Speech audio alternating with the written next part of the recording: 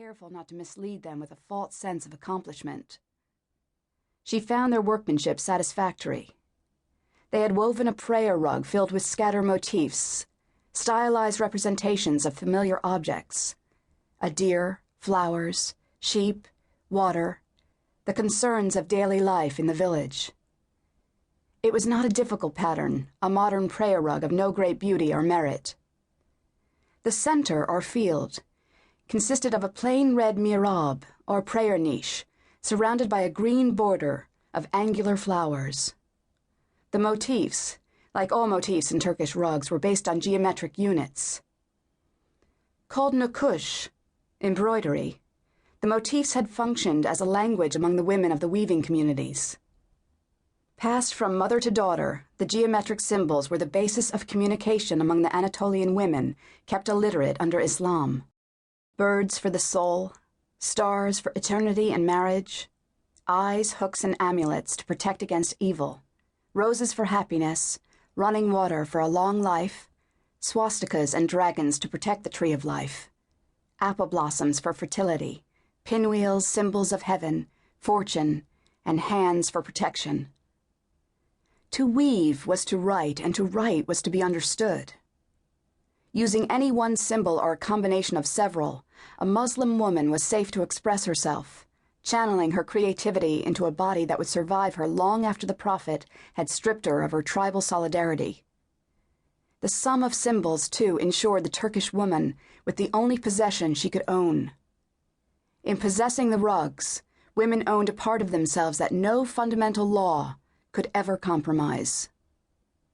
Like any good grammar instructor, Nurdane looked for errors in the compositions she read, her unflinching eye slashing mistakes.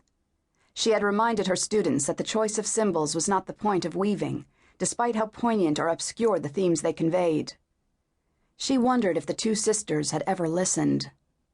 The goal of every weaver, she reminded them, was to tie knots so strong they could hold the dead.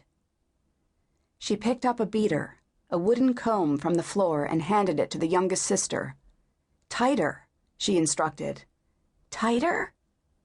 The girl panicked and dropped the comb. Her sister snatched it from the floor. "I know how to make them tighter," she said. Nurdane dropped her hand on the older girl's shoulder. She spoke calmly. "I know, so let her try."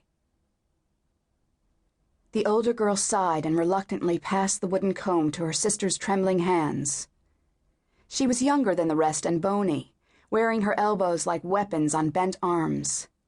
Her nails were dirty and her hair fell out of her headscarf in multiple braids, like a bride's. She looked vulnerable beside the others, anxious, too, and yet she had about her a determination that Nurdane recognized as her own. She could see the pride in the arch of the young weaver's back while the others sat slumped and defeated at the loom. The girl looked up at Nurdane with expectant eyes. "What do you want me to do?" "Pack it harder." The girl inserted the long fork-like slats of the beater between the weft and pulled down on the pile. Her tiny muscles bulged from her forearm. Again. "But it's already tight."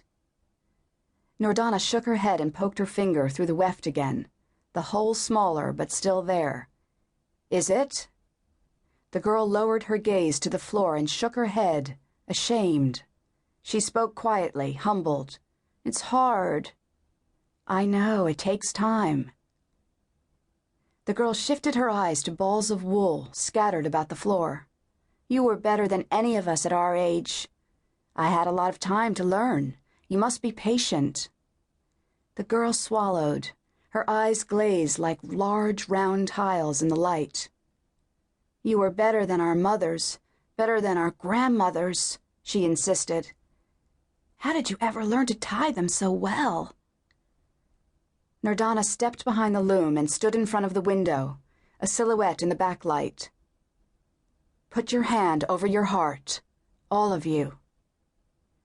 Nurdane panned the room from one loom to the next until all the girls had followed her instruction. "Now, close your eyes." The girls shifted, the wooden benches creaking beneath their weight. "And listen." The room fell silent.